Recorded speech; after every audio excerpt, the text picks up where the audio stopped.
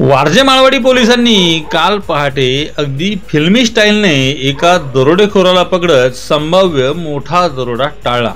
मात्र आए है तो कुछ तो लेकर ही जाएंगे असे म्हणत त्या दरोडेखोरांनी दुसरीकडे चोरी केली असल्याचा अंदाज वर्तवला जात आहे। त्याचे सीसीटीव्ही चित्रण समोर आले।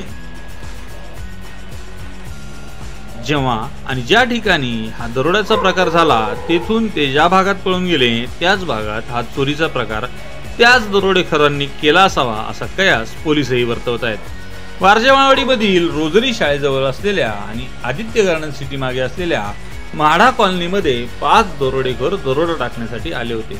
मात्र याची खबर लागताच वारजे पोलिसांचे पथक त्या ठिकाणी दाखल झाले आणि त्यांनी मोठे धाडस दाखवत शिथाफीने टाक गँगचा म्होरक्या असलेल्या सोनू कपूर सिंग टाक याला ताब्यात घेतला। शस्त्रसज्ज असलेल्या या दरोडेखोराला ताब्यात घेत असताना त्याचे 4 साथीदार वाराणसी सोसायटीच्या मागच्या बाजूला असलेल्या जंगलाकडे पळाल्याचा डॉग स्क्वॉडने माग काढला। त्याचवेळी सीसीटीव्ही मध्ये चित्रित झालेल्या वेळेनुसार वाराणसी सोसायटीच्या गोकुळनगर परिसरातून त्याच दरोडेखोरांनी पळून जाण्यासाठी 2 दुचाकी चोरून नेल्या असल्याचे समोर आले।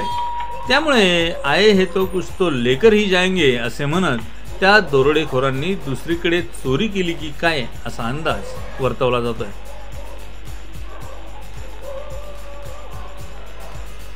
3 मिनिटांचे सीसीटीव्ही फुटेज असलेल्या या चोरीच्या प्रकरणात यातील 2 दरोडेखोर 1 मिनिट कोणाची तरी चाहूल लागली म्हणून तेथील मांडवाच्या साहित्यामागे लपून बसले होते।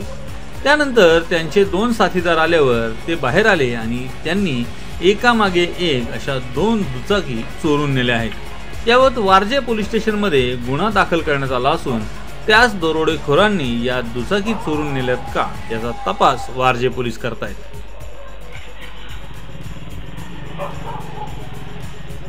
तर या प्रकारानंतर पळून गेलेले कोणतेही आरोपी अथवा संशयित अद्यापही वारजे पोलिसांच्या हाती लागले नाहीत। त्यांच्या शोधासाठी पुणे शहर पोलिसांच्या विविध शाखा कार्यरत असून या दरोडेखोरांचा माग काढला जातोय।